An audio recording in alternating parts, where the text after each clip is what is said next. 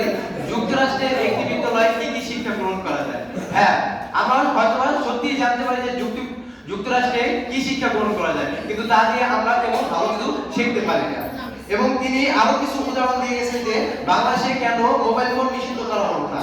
তো আমি তাদেরকে সুন্দরভাবে বলতে চাই, বাংলাদেশের যে শিক্ষা প্রতিষ্ঠানগুলো রয়েছে প্রত্যেকটা শিক্ষা প্রতিষ্ঠানে মোবাইল ফোন নিষিদ্ধ করে দেওয়া হয়েছে, এবং যে কলেজগুলো রয়েছে কলেজে ক্লাস চলাকালীন মোবাইল ফোন নিষিদ্ধ করে দেওয়া হয়েছে। তো এখানে আর নিষিদ্ধ করা কি বা বাকি রইল? এখন তো আর স্যারেরা বা পুলিশে তোমার বাড়িতে যেয়ে মোবাইল ফোন নিষিদ্ধ করে দিয়ে আসবে না। এরপর আমার বিভক্ত দলের দ্বিতীয় বক্তা বলে দিয়েছেন যে প্রতিটি জিনিসেরই ভালো খারাপ দিক রয়েছে।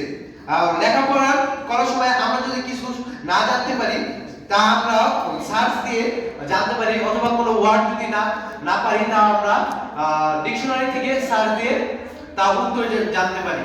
হ্যাঁ, এগুলো জানতে পারি, কিন্তু তুমি আজকে তাকিয়ে দেখো বাংলাদেশের হাজার হাজার জনগণ, হাজার হাজার তরুণ তরুণী তার মোবাইল ফোন ব্যবহার করছে শুধুমাত্র ফেসবুকের দিকে।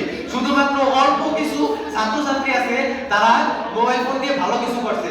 তাই কি বেশিরভাগ আমরা কোন দিক তাকাবো? বেশিরভাগ মানুষের দিকে না কম মানুষের দিকে? বেশিরভাগ মানুষ যেখানে মোবাইল ফোনের মাধ্যমে ক্ষতিগ্রস্ত হচ্ছে।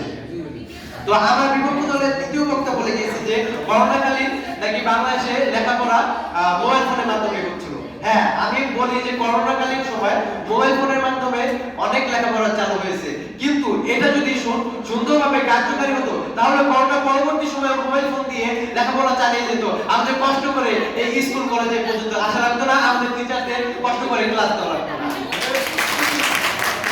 আজকে যদি আমরা দেখতে পাই যে সকল কলেজে মোবাইল ফোন ইউজ করা হচ্ছে, যে সকল কলেজে বেশি মোবাইল ফোন ইউজ করা হচ্ছে, নিষিদ্ধ করা হয়নি, ওই কলেজেরই রেজাল্ট সবথেকে খারাপ হয়।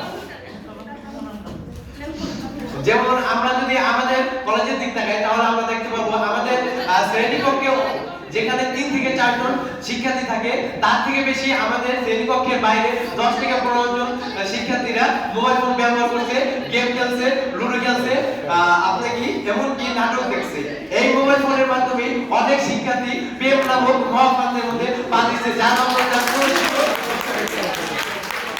এত কারণ থাকা সত্ত্বেও আমার বিপক্ষের বন্ধুরা কেন জানি না মোবাইল ফোনে এত গুণগান করছে। আমি আমার বিপক্ষের বন্ধুকে বলতে চাই, যুক্তির খাতিরে নয়, আপনি সাদাকে সাদা বলুন, কালোকে কালো বলুন, এবং সত্যকে একমত করে সত্যকে মেনে নিন। এই বলে আমি আমার